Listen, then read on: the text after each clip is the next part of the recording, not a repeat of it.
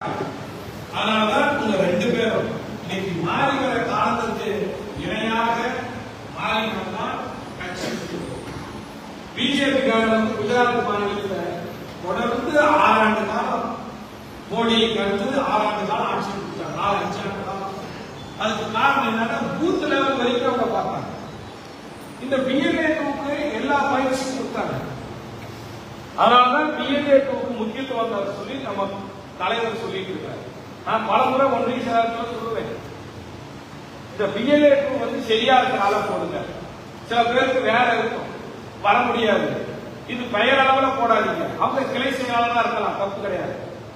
வேற பொறுப்புல இருக்கலாம், தப்பு கிடையாது. ஆனால் பிஎல்ஏ-க்கு மட்டும் ஆக்டிவாக இருக்க வேண்டும். அவர்கள் தான் ஓடி ஆடி வேலை செய்ய வேண்டும். நீதி நம்ம கட்சிக்காக இருக்கக்கூடிய பொறுப்புல கிளை செயலாளராக இருக்கலாம், பிரதிநிதிகளாக இருக்கலாம், அது ஒன்றும் தவறு கிடையாது. ஆனால் உங்களுடைய இந்த முக்கியத்துவத்தை உணர்ந்துதான் நம்முடைய தலைமை கழகம் இன்றைய தினம் பிஎல்ஏ-க்கு இந்த பயிற்சி சொன்னால் நீங்க நாங்க எப்படி தலைமையில சொன்னதை நாங்கெல்லாம் கேட்போம். எங்களுடைய பயிற்சியை உங்களுக்கு கொடுக்கிறோம். அதுக்கடுத்தது நீங்கள் இதை கேட்டு போய் என்னென்ன இதில் இருக்கக்கூடிய சந்தேகங்கள், பிரச்சனைகள், இதையெல்லாம் யார்கிட்ட பேசணும்? உங்களுக்கு கீழே இருக்கக்கூடிய கிளை செயலாளர்கள், பிரதிநிதிகள், ஒவ்வொரு பூத்துக்கும் 100 ஓட்டுக்கு ஒரு பொறுப்பாளர், அவங்க எல்லாம் உங்களுடைய கட்டுப்பாட்டில் இருக்கக்கூடியது. பிஎல்சி பாகத்தினுடைய உறுப்பினர் ஒரு பூத்துல 800 பேர் இருந்ததுன்னா, தம்பி நீ பிஎல்ஏ-வா, இப்ப நீங்க வந்து உன்னுடைய பாகத்துல எத்தனை பேர் பூத்து கமிட்டியில் இருக்கிறாங்க? 11 பேர். எத்தனை ஓட்டு இருக்குது? 1150 ஓட்டு இருக்குது. 11 பேர் அதெல்லாம் பாக பொறுப்பாளர்களாக இருக்கிறாங்க. 100 ஓட்டுக்கு ஒரு ஆள். அப்ப இந்த தம்பி அவங்கள கூட்டம் போட்டு சொல்லுங்க. இதுதான் உங்களுடைய இந்த சிஸ்டம். தலைமையில சொன்னத எங்ககிட்ட சொன்னாங்க, எங்ககிட்ட சொல்றத இப்ப உங்ககிட்ட சொல்றோம். நீங்க என்ன செய்ய வேண்டும் அப்படின்னா, உங்கள் பகுதியில் இருக்கக்கூடிய அனைத்து கட்சிக்காரர்களுக்கும் இதே மாதிரி முடிந்த கூட்டத்தை நடத்தி இந்த படிவங்களை எல்லாம் வைத்து விளக்கத்தை சொல்லி அவர்களுக்கு புரிய வைக்க வேண்டும். இந்த பணியை ஒவ்வொருத்தராக செய்யும். இதுதான் முக்கியம். இதுதான் இந்த பாக முகவர்கள் கூட்டத்துடைய முக்கியமான நோக்கமாகும். சரி, இப்ப எதுக்காக தேர்தல் கமிஷனை பிஜேபி வந்து இந்த எலெக்ஷன் வந்து இன்னும் 3-4 மாசம் தான். இந்த 4 மாசத்துல எதற்காக பிஜேபி வந்து அவசர அவசரமா இந்த வேலை செய்யும்? அவங்க வந்து பீகார் செஞ்சாங்க. இங்க நம்ம நெல்லூர் ராஜேந்திரன் சொன்ன மாதிரி ஒரு 60 லட்சம் ஓட்டை நீக்கிட்டாங்க. 60 லட்சம் ஓட்டை நீக்கிட்டாங்க. நீக்கி கேட்டதுக்கு என்னன்றாங்க, நாங்க எலெக்ஷன் கமிஷன்ல கொண்டு போய் கொடுத்த படிவத்தை அவங்க விட்டுட்டு வேற படிவத்துல எழுதி கொடுத்தாங்க. அதனால நீக்கி கொடுத்தோம்னா 60 லட்சம் பேர்த்த நீக்கிட்டாங்க. இது ஒரு காரணம்.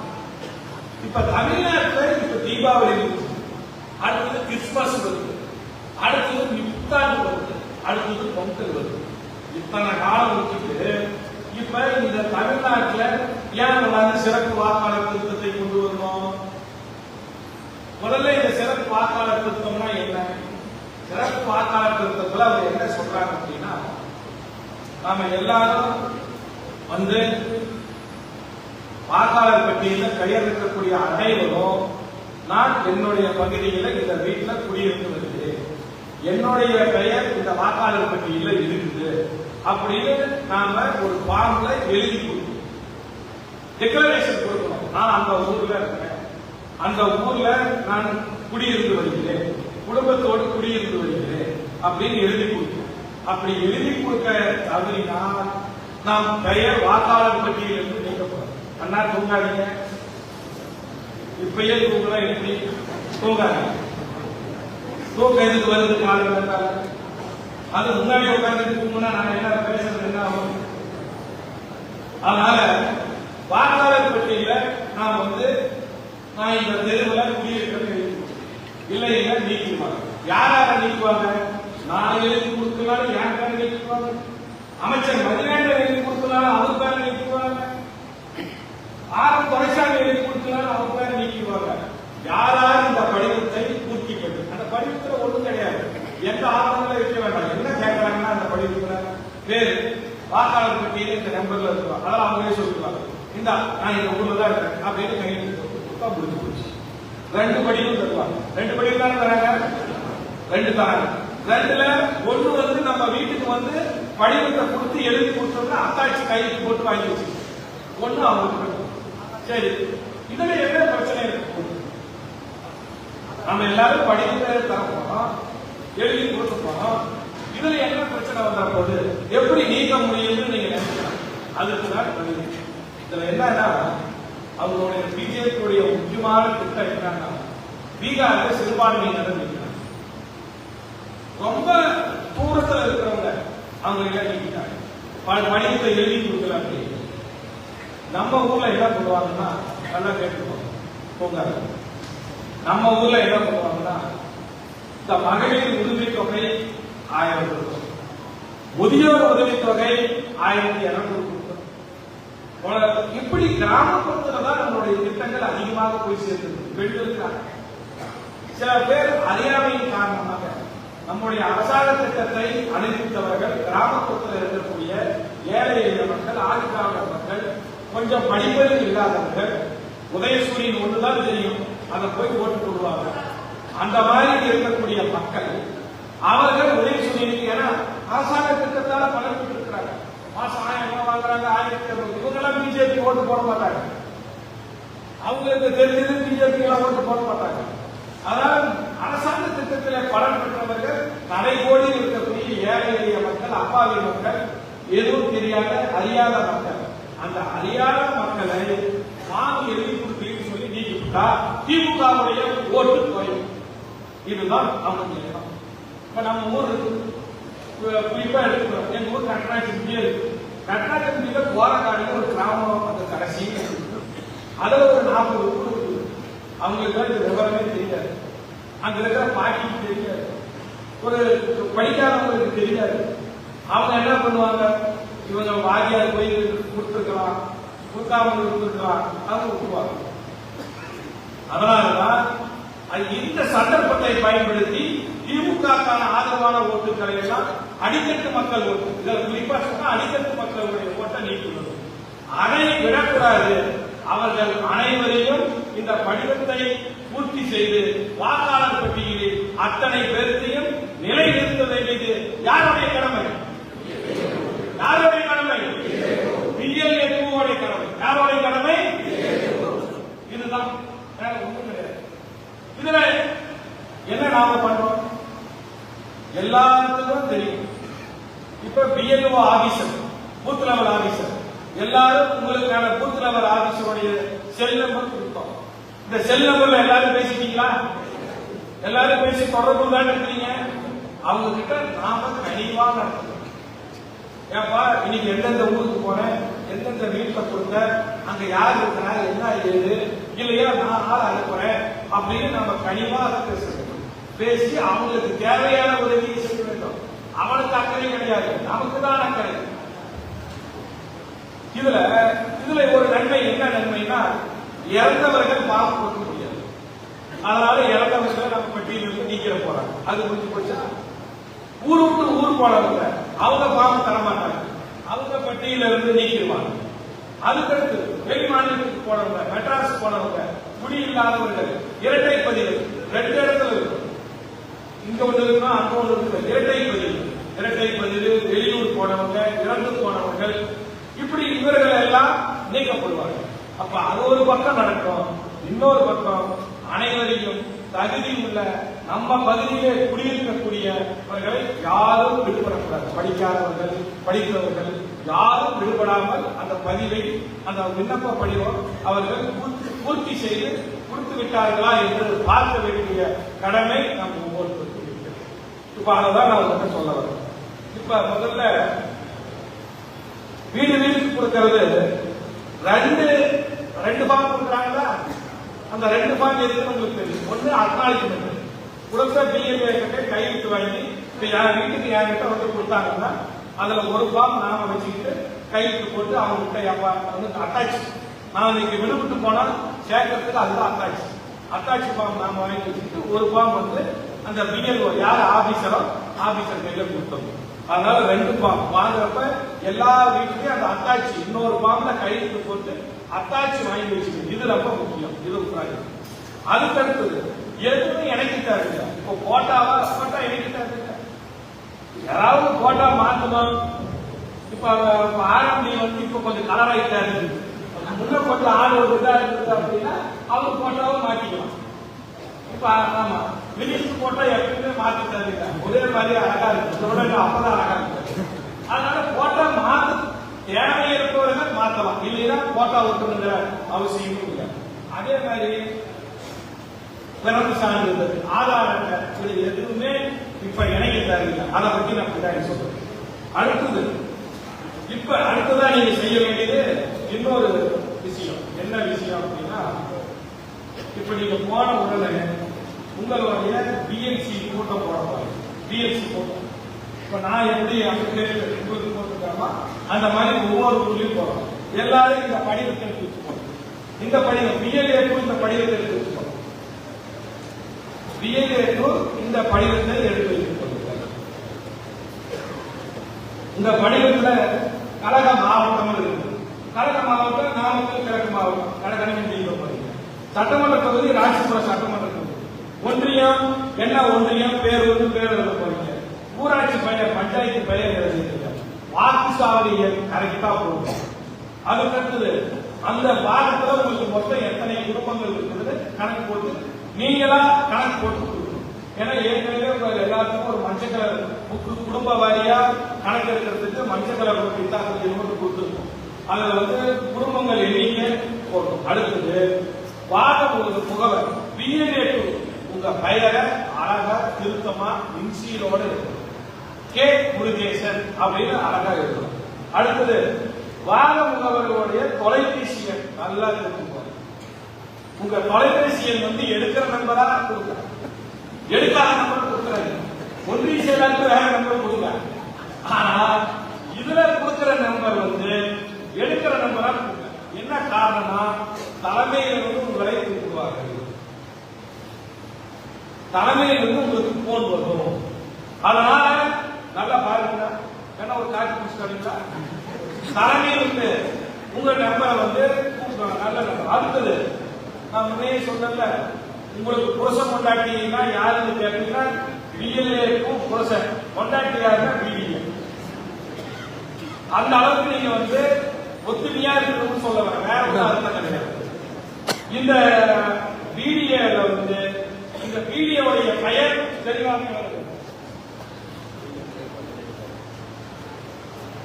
இந்த பிடிஏவுடைய பெயர் நீங்க வந்து தெளிவா இருக்கணும். யாரு அவருடைய செல் நம்பர் நீங்க தெளிவா இருக்கணும். சரியா? இந்த படிவம் எல்லாம் பிஎல்ஏ செய்ய வேண்டியது. அடுத்தது உங்களுக்கு கீழே பிஎல்சி இருப்பாங்க. அவங்க பேர் முதல் 100 ஓட்டு வாக்காளர் பட்டியல இருக்கக்கூடிய முதல் 100 ஓட்டு. அந்த 100 ஓட்டுக்கு பிஎல்சி அவர் பேர் நம்பர் 1.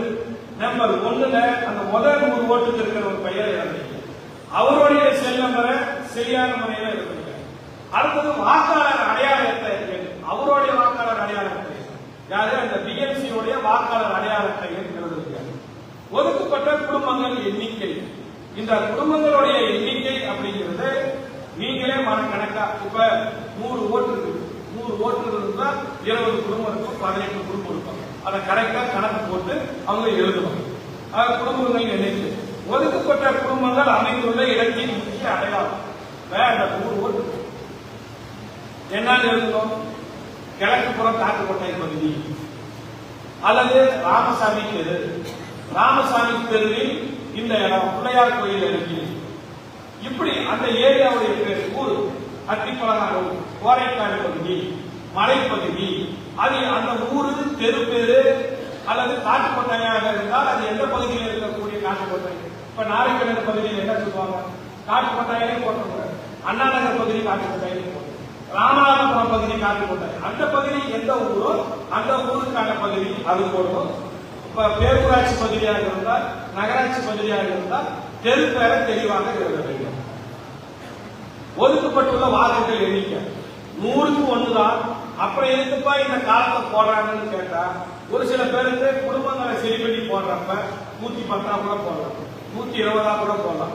25 குடும்பம் அப்படிங்கிறப்ப 25 குடும்பத்துக்கு 170 வந்தா 110 வந்தா அது முன்ன பின்ன போட்டுக்கலாம். ஒதுக்கப்பட்ட வாக்குகள் எண்ணிக்கை, இலக்காக நிர்ணயிக்கப்பட்ட எண்ணிக்கை, இலக்காக நிர்ணயிக்கப்பட்ட வாக்குகள் எண்ணிக்கை. அது என்னன்னு சொல்லுங்க பார்க்கலாம். நீங்களே சொல்லுங்க.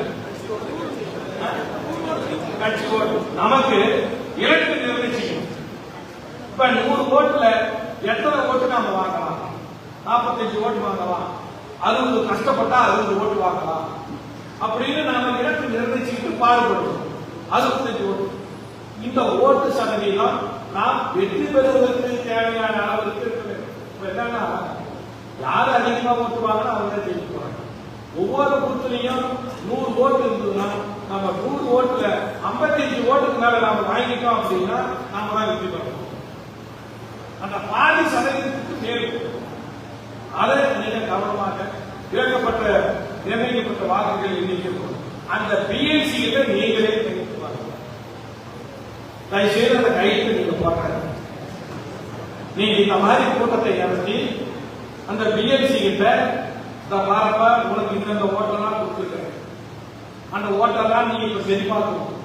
அதனால அவருக்கு கையில் அடுத்தது கோரிக்கைகள் கருத்துக்கள். இந்த படிவம் வந்து தலைமை கழகத்துக்கு போற படிவம். உங்ககிட்ட கொடுத்திருக்கிற படிவத்தை போறப்ப யாராவது இடுப்பு செடிவிட்டு எங்கேயாவது போட்டு போயிடாது. இது தலைமைக்கு அனுப்ப வேண்டிய படிவம். இந்த படிவத்தை நீங்கள் பத்திரமாக வைத்திருக்க வேண்டும். இந்த கோரிக்கைகள் கருத்துக்கள் அந்த பகுதியில ஏதாவது ஒரு சின்ன வேலை ஏதாவது இருக்குதுன்னா இந்த சின்ன தேவை இருக்குது, இந்த கோரிக்கைகள் இருக்குது அப்படின்னு எழுதுங்க. உங்க மனசுக்கு பட்டதை எழுதுங்க, தப்பு கிடையாது. இதை எல்லாம் பூர்த்தி பண்ணி இதை என்ன பண்ணணும்னா பிடிஏ கொடுத்தா அவர் இதை ஸ்கேன் பண்ணி தலைமைக்கு அனுப்புவாங்க. அதுக்காக அவங்க ஆப் ஆக்சஸ் வந்துச்சாப்பா வந்துட்டே இருக்குன்னு நினைக்கிறேன். ஒரு சில பேருக்கு வரும், வராது இருந்தா இன்னும் கொஞ்ச நாள்ல வந்துடும். அதை நாம செக் பண்ணிக்கலாம்.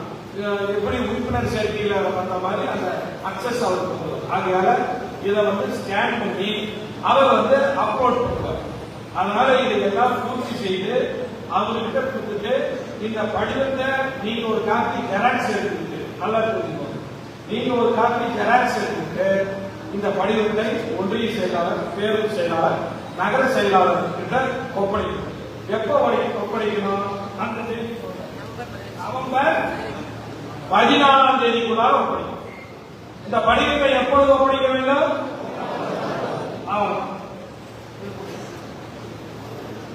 அதுக்கடுத்து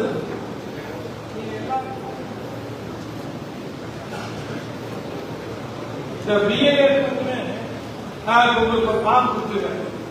இது எல்லாம் எடுத்துக்கோங்க. பிடிஏ ஆப்பா வரேன். பிஏல எடுத்து ஃபார்ம் எடுத்துக்கோங்க. இதுல இருக்கிற விளக்கத்தை கணக்கு சொல்ல போறேன். உங்களுக்கு எழுதி கொடுத்தாச்சு. இருந்தாலும் முதல்ல என்ன, இப்போ வாக்காளர் கணக்கெடுப்பு 4ஆம் தேதி தொடங்கியாச்சு. இது எத்தனாம் தேதி வரைக்கும் இருக்குது? அடுத்த மாசம் டிசம்பர் மாசம் 4ஆம் தேதி வரைக்கும். ஏறத்தாழ நமக்கு இன்னும் ஒரு மாச காலம் கால அவகாசம் இருக்குது. வரைவு வாக்காளர் பட்டியல் வெளியீடு நல்லா கவனிங்க. 9/12 அடுத்த மாசம் 9/12.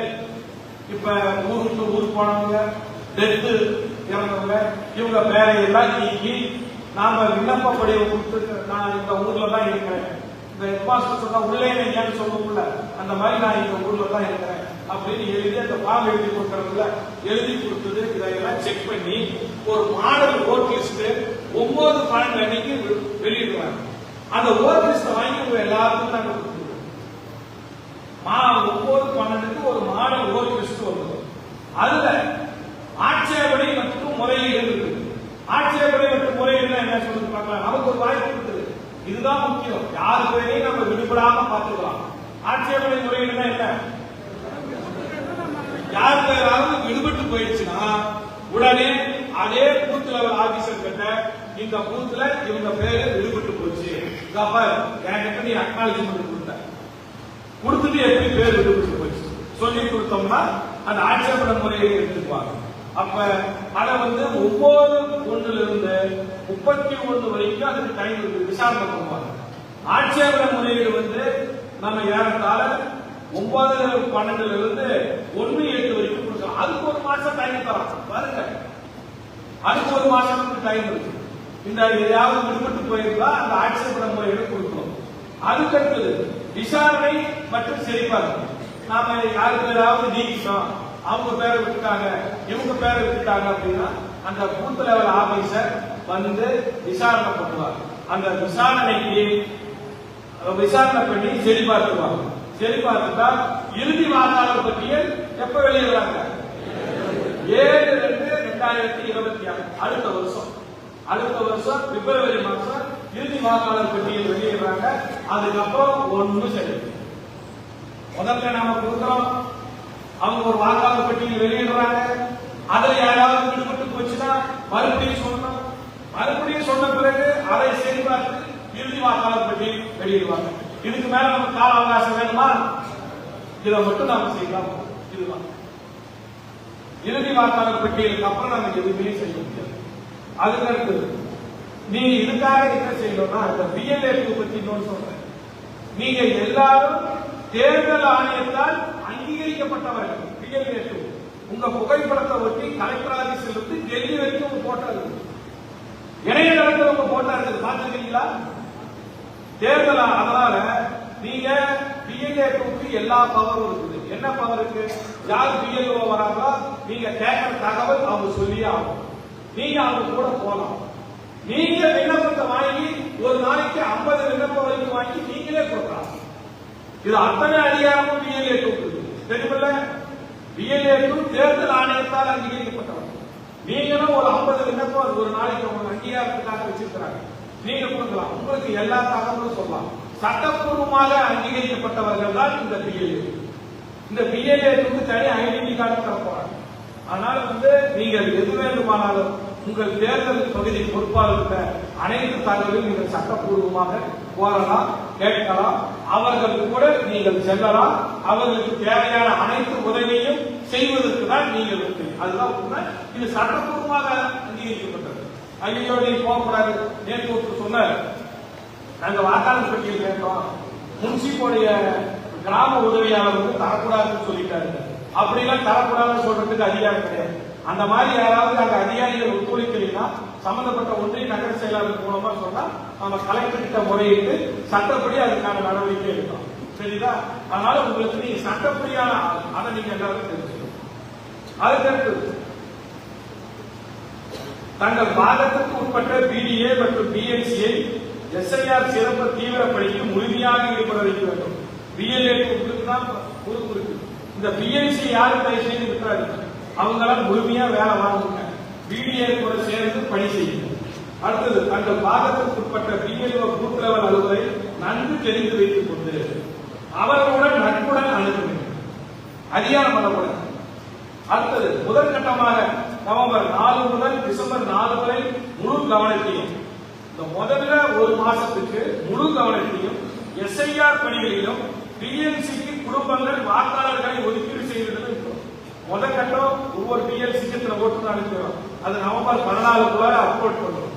அடுத்ததா வீடு வீடா போய் எல்லாத்துக்கும் ஃபார்ம் வந்துருச்சா, ஃபார்ம் வரலைன்னா நீங்க வாங்கி கொடுக்கணும். அதனால எல்லாரும் ஃபார்மை ஃபில்அப் பண்ணி கொடுக்கக்கூடிய வேலையை தான் முதல்ல ஒரு மாசத்துக்கு செய்யணும். நம்ம ஊர்லயே இருந்துட்டு எல்லாரும் ஃபார்ம் கொடுத்துட்டாங்களா, எங்கெங்க விடுபட்டு போச்சு, பிஎல்ஏஓ பாருப்பா அந்த வீட்டுல கொடுக்கல, இந்த வீட்டுல கொடுக்கல, கொண்டா நான் கொண்டு போய் கொடுக்குறேன், இந்த நீ வாங்கலையா நான் வாங்கிட்டு வந்துறேன் அப்படின்னு அவங்க கூட உதவியாக அனைத்து வேலையும் நீங்கள் செய்ய வேண்டும். அடுத்தது ஒவ்வொரு வாக்குச்சாவடியிலே நியமிக்கப்பட்டுள்ள பிஎல்சிகளை சரிபார்த்து அவர்கள் ஒவ்வொருக்கும் ஏறத்தாழ 100 வாக்காளர்களை ஒதுக்கீடு செய்ய வேண்டும்.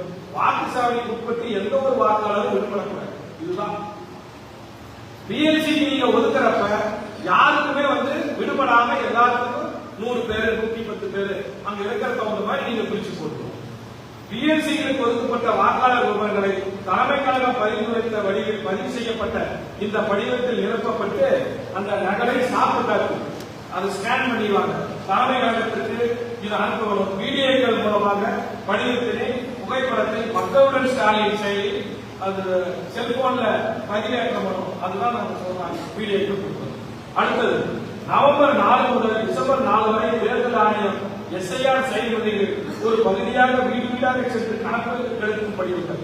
அதுதான் கணக்கெடுக்கும் படிவம் பேரு. அதுக்கு என்ன படிவம்? எமுரேஷன் ஃபார்ம் பேரு. வழங்குவார். அச்சமயத்தில் நம் கழகத்தின் சார்பில் அனைத்து பிஎல்சிகளுக்கும் வீடு வீடாக சென்று வாக்காளர் சரிபார்ப்பு செயல்முறையை மேற்கொள்ள வேண்டும். வீடு வீடா அதெல்லாம் சொல்றாங்க தலைமை கழகம். வீடு வீடா போனீங்கன்னா நீங்க ஒரு இடத்துல உட்கார்ந்து இருப்பீங்கன்னா முடியாது. அதுதான் நன்னியூர் ராஜேந்திரன் என்ன சொன்னாங்க, வீடு வீடா போய் வாக்காளர் நீங்க சரிபாருங்க. அப்பதான் சொல்லுவாங்க, எப்பா நம்ம சின்ன பொண்ணுக்கு 15 வயசு முடிஞ்சிருக்கு, காலேஜில் படிக்குது, அதையும் சேர்த்துக்கொள்ளாமே அப்படிம்பாங்க. ஒரு இடத்துல உட்கார்ந்து பண்ணிட்டீங்கன்னா தெரியாது. வாக்காளர் சரிபார்ப்பு விவரங்களை இந்த வாக்காளர் சரிபார்க்கிறப்ப உங்களுக்கு ஓட் லிஸ்ட் ஏற்கனவே நாங்க கொடுத்துக்கிறோம். அப்படி இல்லைனாலும் வீடியோவுடைய ஆப்லயே எந்தெந்த ஓட் லிஸ்ட் வேணுமோ அவங்க சில பிஎல்ஏக்கு அந்த ஆப் வந்துருச்சுன்னு சொன்னாங்க. உங்களுக்கு வந்திருக்கா? செல்போன்ல வந்திருக்கா? வரலையா?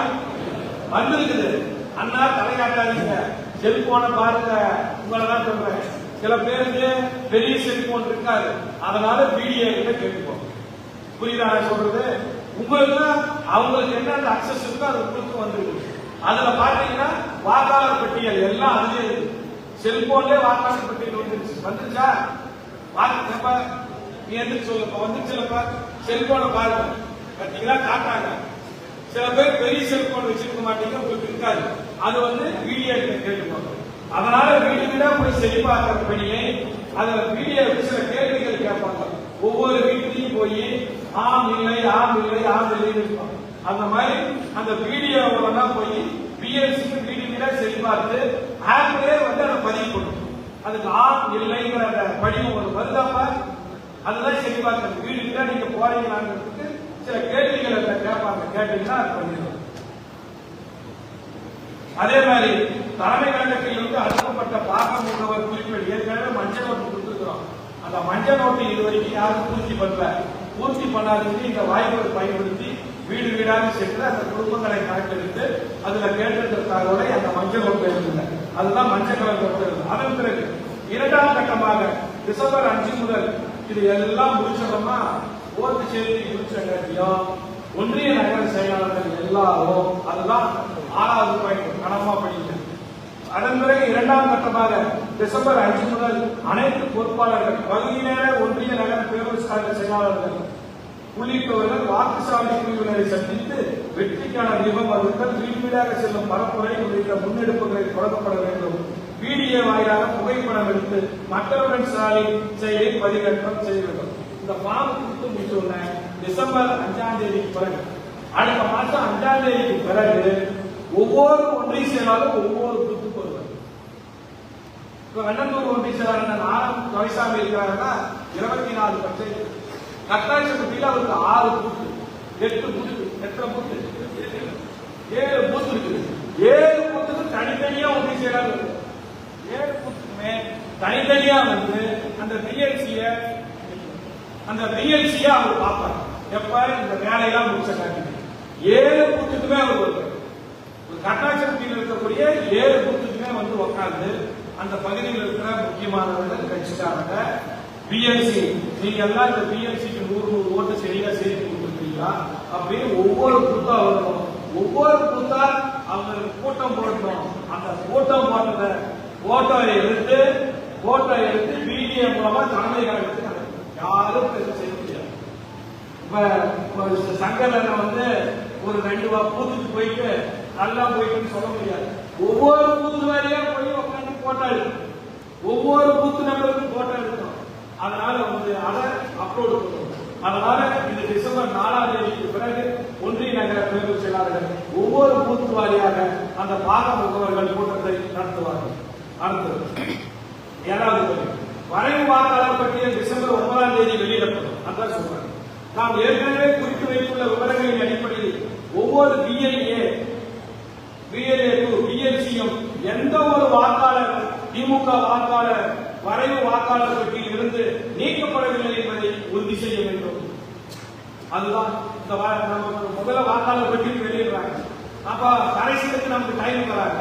அதுக்குள்ளார நம்ம கட்சிக்காரர் ஓட்டு நம்ம சொல்றாங்க. புதுமை பெண் திட்டத்துல பல இருப்பார்கள், காலை உணவு திட்டத்துல பல இருப்பார்கள். இந்த மாதிரி எழுத படிக்க தெரியாதவர்கள் இருப்பாங்க, அறியாமையில் இருப்பாங்க.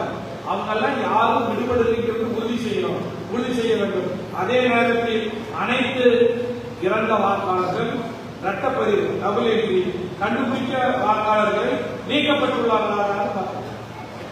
அப்ப நம்மளுடைய ஓட் லிஸ்ட் சுத்தப்படுத்தும், பியூரிபிகேஷன் பண்ணணும். டெத்து போயிடும், வெளியூர் போயிடும், எல்லாம் போயிடும். இதுதான் நீங்க பிடிஏ செய்ய வேண்டிய பணி. அடுத்தது பிஎல்ஏ. பிடிஏ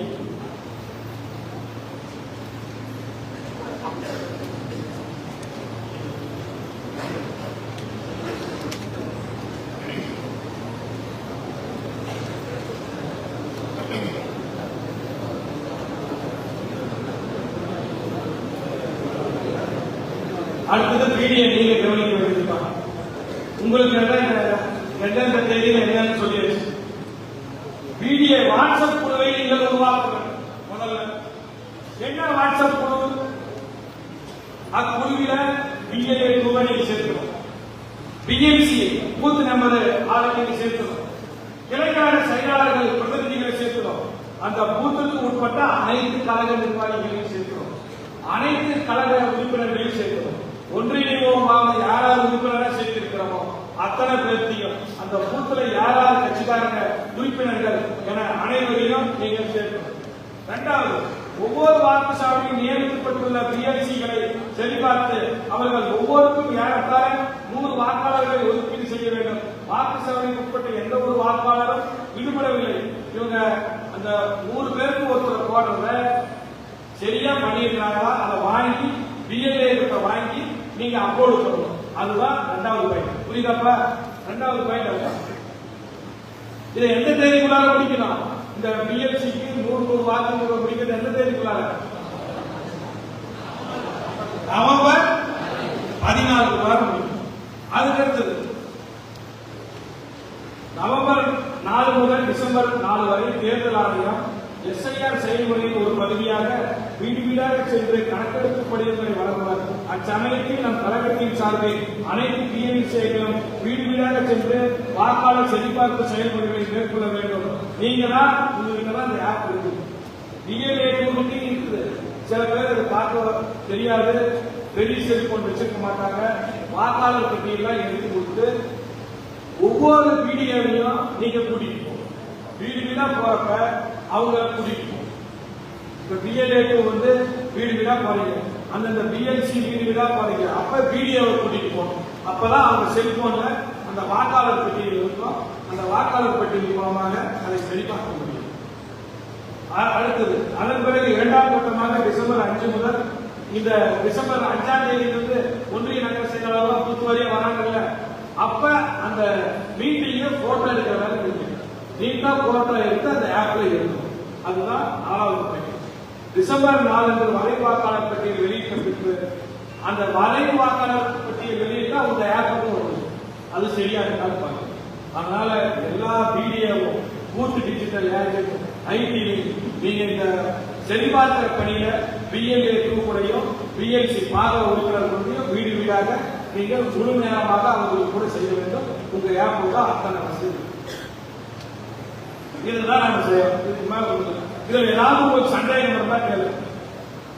ஒன்னும் பெரிய வேலையே கிடையாது, எல்லாம் எழுதி கொடுத்தாச்சு. இதுல ஏதாவது சந்தேகம் இருந்தா கேளு. இருக்கா? சந்தேகம் இருந்தாலும் புரிஞ்சுதான் இருக்கலாம்.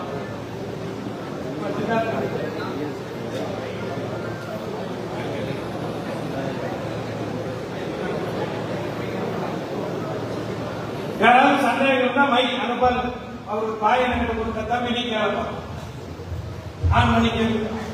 இப்போ இந்த குடும்பங்கள் வாரியம் இருக்கு நீங்க ஓட்டு லிஸ்ட், அது இங்க ஒருத்தர் 1வது நம்பர்ல ஒருத்தர் இருக்கிறாங்கன்னா 450வது தொடர் என்ற ஒருத்தர் இருக்காங்க.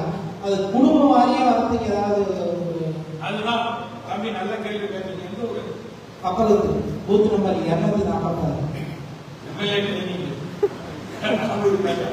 அதாவது இந்த குடும்ப உறுப்பினர்கள் அப்பா பொண்ணு எல்லாம் பிரிச்சு இருப்பாங்க. அதை இதுல சரி பண்ணிடுவாங்க. இந்த ரெமினேஷன் இந்த தடவை சரியாயிடும். அதே மாதிரி நீங்க பிஎல்சிக்கு ஒதுக்கீட்டு பண்றீங்கல்ல, பண்றப்ப நீங்க அந்த வாக்காளர் பட்டியலை சரி பார்த்து அந்த ஒரு குடும்பமாக தான் பண்ணுவோம். வேற இடத்துல அந்த பாக்கத்துல வேற இடத்துல இருந்தாலும் அவங்களை வச்சு குடும்பமா தான் பண்ணிக்கணும். இந்த தடவை சரி பண்ணிடுவாங்க. அப்பா பையன் புள்ள அப்படி வரிசை இந்த தடவை வந்து சரியாயிருவாங்க. அதுதான் அந்த சீரியல் நம்பர் தான் ஜம்பா இருக்கும். இப்ப அவன் தம்பி சொன்ன மாதிரி 1ஆம் நம்பர்ல இருக்கும், 300ல இருக்கும். அது எல்லாமே வந்து இந்த தடவை சரி பண்ணிடுவாங்க. அதுதான் திருப்பம். ஆமா, நீங்களும் கணக்கெடுக்கிறப்ப குடும்பவாதியாக அது பண்ணிக்கணும். ஓகே, அடுத்தது நேற்று போகும்போதுங்க புது ஓட்டு சேர்த்த முடியுமான்னு கேட்கறாங்க. அவங்க பிஎல்ஓ வந்து இல்ல இப்ப இதுல சேர்த்த முடியாதுங்கிறாங்க. இது வந்து வாக்காளர் சரிபார்க்கிறப்பா. இதுல வந்து என்னன்னு கேட்டீங்கன்னா, இதுல இன்னொரு விஷயம் நான் முக்கியமா சொல்றேன்.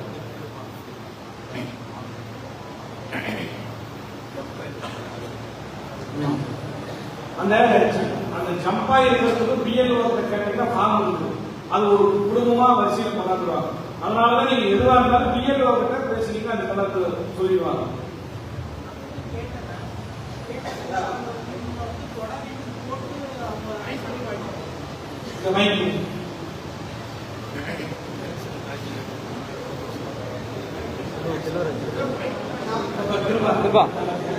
செல்வராஜ் சொல்லுங்க.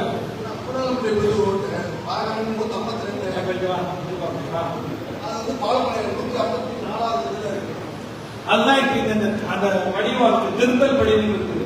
அதை வாங்கி கொடுங்க, அதை சேர்த்திப்பாங்க. பாகமே மாறி இருக்குதா, ஒரே பக்கத்துல மாறி இருக்கலாம். பாகமே மாறி இருக்கு. அது அந்த பிஎல்ஓ ஆபீசர் இருக்கிறாங்கல்ல, அவங்க கிட்ட இப்ப எப்படி நம்ம வீடியோ ஆப் இருக்கிற மாதிரி அவங்களுக்கு செல்போன்ல ஆப் இருக்குது. அது சொன்னீங்கன்னா அவங்க கரெக்ஷன் பண்ணிக்குவாங்க. அதுக்கு ஒரு திருத்தம் இருக்குது, அது போட்டுக்கலாம். ஒன்றும் பிரச்சனை இல்லை.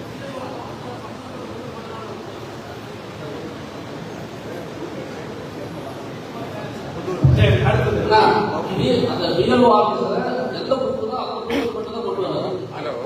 பிஎல்ஓ ஆபீசர் அதுக்காக நம்ம அதுக்குதான் இந்த திருத்த ஃபார்ம் கொடுக்குறோம். அந்த திருத்த ஃபார்ம்ல நம்ம இந்த ரெமினேஷன் ஃபார்ம்ல எழுதி கொடுத்துடலாம். இந்த பாடத்துல இப்ப அப்பா அம்மா வந்து 48வது பூத்துல இருக்கிறாங்க, 49வது பூத்துல பையன் இருக்கான். அப்ப இந்த 48வது பூத்துல அப்பா அம்மா கூட எழுதி அதுல காலம் கொடுத்திருப்பாங்க.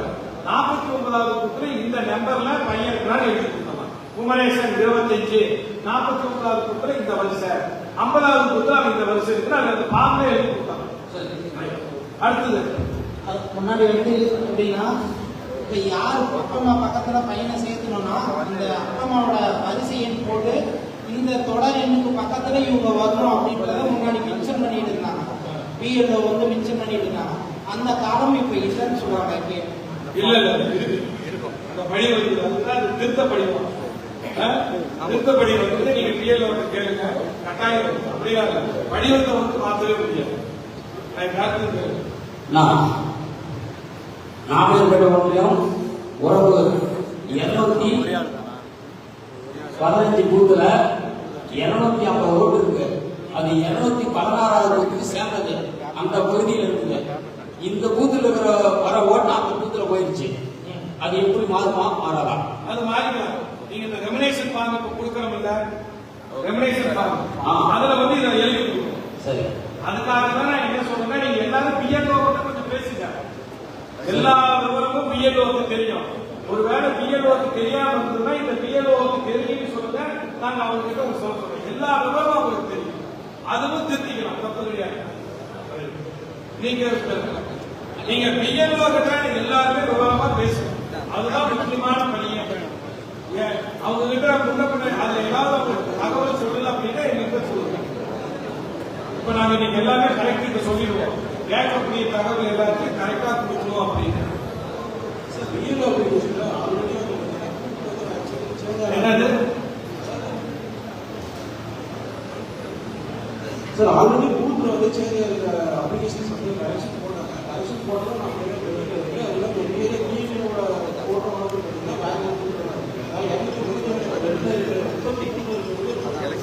பிஎல்ஓ ஓட்டு எங்க வேணாலும் எடுத்து போட்டு அதை பத்தி நம்ம கவலை இல்ல. அதுதான் இங்க எல்லாருமே கேட்கறாங்க. நீங்க அந்த மாதிரி செய்தி இருந்தா திருத்தப்படி அதை கொடுத்து திருத்திக்கலாம், ஒன்றும் பிரச்சனை இல்லை. அதாவது கரெக்ஷனுக்கு வந்து ஃபார்ம் 8. அந்த ஃபார்ம் 8 கொடுத்தா எந்த பூத்துல இருந்து எங்க இருக்கு சட்டமன்ற தொகுதி மாதிரி இருந்தாலும் மாற்றி கொடுத்துக்கலாம். அதை நம்ம மாற்றிக்கலாம். அதை வந்து யாரோட ஒண்ணா இணைக்கணும் பாருங்க. இந்த வரிசை நம்பர்ல கொண்டு போய் இணைக்கணும். இந்த அப்பா அம்மாவோட அவங்க இணைக்கணும் போட்டு அது ஃபார்ம் 8 அடிஷனலா சேர்த்து ஃபார்ம் 6. பூத் நம்பர் 132 ராசி மண்டபம். இப்போ ஒரு ஃபேமிலி வந்து ஒரு இடத்துல இருக்காங்க, சொந்த வீடு தான் 132. பட் பெங்களூர்ல ஒர்க் பண்றாங்க. இப்போ அவங்களுக்கு அந்த ஃபார்ம் எப்படிங்க சார் வீடு வந்து 132 பூத் நம்பர். இப்போ வந்து ராமசாமி ஸ்ட்ரீட்ல இருக்காங்க. இப்போ ஒர்க் விஷயமா அது தப்பு கிடையாது. நீங்க சொல்றது இப்ப ஒர்க் விஷயமா பெங்களூர் இருப்பாங்க, வெளியூர் இருப்பாங்க. ஆனா அவங்க நிரந்தர குடியிருப்புங்கிறது அந்த பகுதியில் இருக்கு. அவங்களுக்கு அந்த ஃபார்மை கொடுத்து கையெழுத்து வாங்கி நீங்க பிஎல் ஓட்டர் கொடுத்துருக்கோம். அவங்க ஆன்லைன்லயே போடலாம், ஆன்லைன்லயும் போடலாம். அல்லது அந்த ஃபார்மை கொடுத்து பண்ணுங்க. இப்ப தொழில் விஷயமா போயிருப்பாங்க, வேலைக்கு போயிருப்பாங்க, அவங்களுக்கெல்லாம் நீக்க முடியாது. நீங்க இந்த ரெகுலேஷன் ஃபார்மை கொடுத்துட்டீங்கன்னா நீக்க முடியாது. இந்த ஃபார்மை வாங்கி கொடுத்துருங்க. எப்படிங்க காலையில 8 மணிக்கு வேலைக்கு போயிட்டாங்கன்னா சாயங்காலம் ரொம்ப லேட்டா வராங்க, டோர் லாக் பண்ணிருக்கு. ஸோ அதுக்கு நம்ம அது என்ன 8 மணிக்கு போயிட்டு 10 மணிக்கு கூட வர, அதை பத்தி இல்லை. நீங்க அந்த ஃபார்மை கொடுங்க, நீங்க போய் வாங்கி நீங்க கலெக்ட் பண்ணி கூட பிஎல்ஓ கிட்ட ஆபீஸருக்கு கொடுக்கலாம். தப்பு கிடையாது. அவங்க எப்ப வராங்களோ அப்ப நீங்களே கலெக்ஷன் பண்ணி கொடுக்கலாம். அடுத்தது காசிபுரம் போற ஊராட்சிக்கும் 72 ஈரோ ஆஃபீஸ் வந்து சுரேஷுக்கும் ஈரோ இருந்தாங்க. அவர் வந்து புதுசாக விவசாயம் இருக்காரு. அவர் அந்த இன்சார்ஜ் இது வந்து ஈரோ அங்கன்வாடியில் சுமதிருந்தாங்க. அவங்க வந்து மாமியார் உடம்பு சொல்லிட்டு சரி அவங்க அம்மாவுக்கு ஆபரேஷன் பண்றாங்க. அவங்களும் வந்து எந்த நாளும் இது வந்து யாருமே அது எந்த ஒரே நிமிஷம். இப்ப ஏற்கனவே சொன்னோம், நீங்க பிஎல்ஓ கூட பேசுங்க. பிஎல்ஏ சரியான முறையில ஒத்துழைப்பு தரல, விளக்கம் தரல அப்படின்னா உடனடியா இன்னைக்கு நாளைக்கு சாயந்தரத்துக்குள்ளார ஒன்றிய செயலாளர் தாக்கல் பண்ணும். ஒன்றிய செயலாளர், நகர செயலாளர், பேரூர் செயலாளர் அது யாருன்னு சரிபார்த்து உடனே அது அதிகாரிகிட்ட புகார் சொல்லி உங்களுக்கு தேவையான நடவடிக்கை எடுப்பாங்க. அந்த கவலையே பரவாயில்ல. ஒன்றிய செயலாளர் தகவல் சொல்லுங்க. அவங்க என்கிட்ட சொல்லுவாங்க. வெளிநாட்டுல வந்து ஓட்டு இருக்குன்னா வெளிநாட்டுல இருக்காங்க, ஆன்லைன்ல பண்ணலான்ட்டோம்ல. அதுதான் ஆன்லைன் இருக்குதே தம்பி. 10-15 வருஷமா வெளியூர்லயே இருக்காங்க. அதாவது அவங்க இந்திய குடியுரிமை பெற்றவர்களாக இருந்தால் அவங்க இங்க ரேஷன் கார்டுல அவங்க குடும்பம் இங்க இருந்ததுன்னா எலெக்ஷன் கமிஷன் விதிமுறைகள் படி ஆன்லைன்ல போடணும். ஆன்லைன் அப்புறம் முக்கியமா பாருங்க, நம்ம பாருங்க அடிஷனலா இப்ப வந்து புதிய வாக்காளர்களை சேர்ந்தது வந்து ஃபார்ம் 6 கொடுக்கணும். அது இந்த திருத்தம் முடிச்ச காட்டி தான் புதுசா இருக்கிறதுல சேர்க்க முடியும். எப்பனா அதுக்கு அடுத்தது யார் யாரும் டெலிஸ் பண்ணனா ஃபார்ம் 7. நீங்க சொல்ற எத்தனை கரெக்ஷனையும் செய்யறது ஃபார்ம் 8. ஃபார்ம் 8ல கொடுத்தா எல்லா கரெக்ஷனும் பண்ணிக்கலாம். அந்த பக்கத்து பூத்துல இருக்கிறவங்களை இங்க கொண்டாடணும், இவங்களை குடும்பத்துல சேர்க்கணும், விடுபட்டு போகணும், இப்படி எல்லாம் இதுக்கு எல்லாமே திருத்தம் இருக்கு. அந்த திருத்தம் ஃபார்ம் 8 கொடுத்தா திருத்தம். புதியசாக இதுவரைக்கும் இல்லாதவர்களை நீங்க வாக்காளர்களா சேர்க்கணும்னா இந்த திருத்தம் முடிந்த பிறகுதான் சேர்த்து 18 வயசுக்கு முடிக்கிறாங்க. அதுக்கு அடுத்தது இன்னும் நல்லா புரிஞ்சுக்கோங்க, முக்கியமான பதிவு. இப்ப நம்மளுடைய பசங்க எல்லாம் இருக்காங்க. 2002ஆம் ஆண்டு வாக்காளர் பட்டியல பேரை சேர்ந்தவங்க அவங்க அப்பா அம்மாவுடைய பெயர், அதுதான் முக்கியம். அப்பா அம்மாவுடைய பெயர் அவங்களுடைய வரிசையும் இந்த பாட்டத்துல இந்த இடத்துல இருக்கிறது கொடுத்தீங்கன்னா உங்களுக்கு போய் அந்த செய்தி அவ்வளவுதான். 2002 வாக்காளர் பட்டியலில் சேர்ந்திருக்கக்கூடிய நம்ம குழந்தைங்க பசங்க இவங்க எல்லாம் சம்பாவாக இருக்கிறது 2002 வாக்காளர் பட்டியல். அது இருக்கக்கூடியவர்களை நீங்கள் அவங்க அப்பா அம்மாவுடைய இதை வந்து கட்டாயம் கொடுக்கணும். அப்பா அம்மாவுடைய பேர் எங்க இருக்குது, அப்பா அம்மாவுடைய பேர் எந்த வாக்காளர் பட்டியல எந்த இடத்துல இருக்குது அப்படின்னு கொடுத்தீங்கன்னா தான் அவங்களுக்கு மறுபடியும் ஓட்டுரிமை கிடைக்கும். அவங்களையும் அந்த குடும்ப அந்த வரிசையில கொண்டாந்துருவாங்க. அது புரியுது உங்களுக்கு? 2002 சொல்றது காரணம் அதுதான். இந்த 2002 வாக்காளர் பட்டியல் எங்க இருக்குன்னா பிஎல்ஓ கிட்டே இருக்கு. பிஎல்ஓ கிட்டே இருக்கு. வேணும்னா நீங்க எல்லாம் எடுத்து வாங்கி ஜெராக்ஸ் எடுத்துக்கணும். அல்லது அவங்க கம்ப்யூட்டர்ல அவங்க செல்போன்லயே இருக்கு ஒரு பிரிண்ட் போட்டே எடுத்துக்கலாம். அதுல பார்க்க வேண்டும். வணக்கம்ண்ணா. இப்போ நாங்கள் பார்த்தீங்கன்னா ராசிபுரம் 140வது பூத்து. எங்கள் வார்டில் மொத்த வாக்காளர்கள் பார்த்தீங்கன்னா 907 பேர். அதில் சராசரியாக இப்போ அது 20 வருஷத்துக்கு முன்னாடி எடுத்த லிஸ்ட் அப்படின்னா ஒரு 25% பேர் பார்த்தீங்கன்னா நம்ம வார்டில் இல்லை. ஸோ இப்போ அது வந்து சேர்க்கறது நீக்கிறது போயிடும்போது நம்ம கவுண்ட் வந்து மாறும் இல்லையா? ஆமா மாறும். கவுண்ட் இல்லாதவங்க வெளியூர் போயிட்டு இப்போ அடிஷனல் வந்து எவ்வளோ பேர் இருக்காங்கன்னு நமக்கு சரி தெரியாது. புதுசாக வந்து எவ்வளோ பேர் ஆட் ஆக போகிறாங்க அப்படிங்கிறது நான் தகவல் வந்து புதுசாக அவங்க ஆட் பண்ணுறாங்கன்ற போது தான் வந்து மொத்த கவுண்ட் வந்து நமக்கு தெரிய வரும். ஸோ அவங்க நம்ம ஒரு 100 பேருக்கு வந்து ஒரு பிஎஸ்சி இது பண்ணுறோம், ஒரு பிஎல் வந்து அலோகேட் பண்ணுறோம் அப்படிங்கிறப்பெல்லாம் ஒரு கன்ஃபியூஷன்ஸ் வரும் இல்லையா? அது 1-2 தப்பு இல்லாம ஒருத்தருக்கு அப்புறம் சேர்த்து போட்டுக்கலாம். அதை பத்தி தப்பு இல்லை. அதாவது இருக்கிறது பண்ணுங்க. அதுதான் நான் அம்மா கேட்ட கேள்வி, நல்ல கேள்வி. நீங்க 100 பேருக்கு அலாட்மெண்ட் பண்றப்பயே இவங்க இங்க குடியிருக்கிறாங்களா, ஓட்டு போட இங்க வராங்களா அப்படின்னு தெரிஞ்சுக்கிட்டாலும் நீங்க பண்ண போறீங்க. அப்புறம் உங்களுக்கு அந்த சந்தேகம் வருது. இல்ல இப்போ வெளியில இருக்காங்க அந்த நேரத்துக்கு வருவாங்க, ஓட்டு போட வருவாங்க, வரல வராத நிறைய பேர் இருக்காங்க. நீங்க இப்ப எனக்கு 100 பேருக்கு அலாட் பண்றீங்க. அந்த 100 பேரும் இங்கதான் இறப்பாங்க, இங்கதான் ஓட்டு போட வருவாங்கன்னு தெரியும். தெரிஞ்சா அவங்க போடுறீங்கன்னா வந்து அவங்க டெலிகேட் பண்ணிடுங்க, இது பண்ணிடுவாங்க.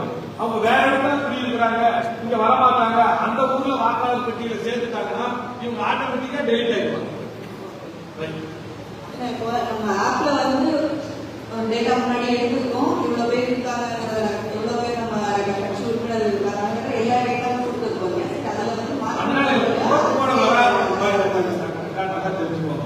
ஓட்டு போட வரலைன்னா அவங்க இந்த ஊருக்கு வரமாட்டாங்கன்னு அர்த்தம். அப்ப அவங்க ஆட்டோமேட்டிக்கா இந்த ரெகுலேஷன் ஃபார்ம் உங்களுக்கு கொடுக்க தேவையில்லை, கொடுத்தாலும் விசாரணைன்னு அழிவிட்டு போயிடும். அவங்க கவலையே இல்லை. அதே மாதிரி நீங்க 100 பேரை ஒதுக்குறப்ப இந்த பூத்துல வந்து ஓட்டு போடுவாங்கன்னு தெரிஞ்சவங்க மட்டும் ஒதுக்கு போதும். வடிவம் எண் 6 புதிய வாக்காளர்களை சேர்ப்பது. வடிவம் 7 அதே சட்டமன்ற தொகுதியை சேர்ந்த வாக்காளரால் நிறுத்தப்பட வேண்டும். இது படிவம் 8 அதுதான் நீங்க எல்லாரும் கேட்கிறது. திருத்தம், இது திருத்தம், முகவரி மாற்றம், இது எல்லாமே படிவம் 8. இது எல்லாமே நீங்க பூத் லெவல் ஆபீசர் பேசுனீங்கன்னா உங்களுக்கு அனைவருக்கும் தான் அவங்களே சொல்லுவாங்க. அப்படி அதையும் மீறி அவங்க ஒத்துழைக்கவில்லை என்று சொன்னால் நீங்க ஒன்றிய செயலாளர் சொல்லுங்க, தேவையான நடவடிக்கை எடுப்போம். நாங்கள் ஒவ்வொரு பூத்துக்கா வழக்கறிஞர் அணி வருவாங்க. வழக்கறிஞர் அணி வந்து உங்களுக்கு பயிற்சி கொடுத்து வருவாங்க. அப்பொழுதும் உங்களுக்கான தகவல்கள் பரிமாறலாம். சரி.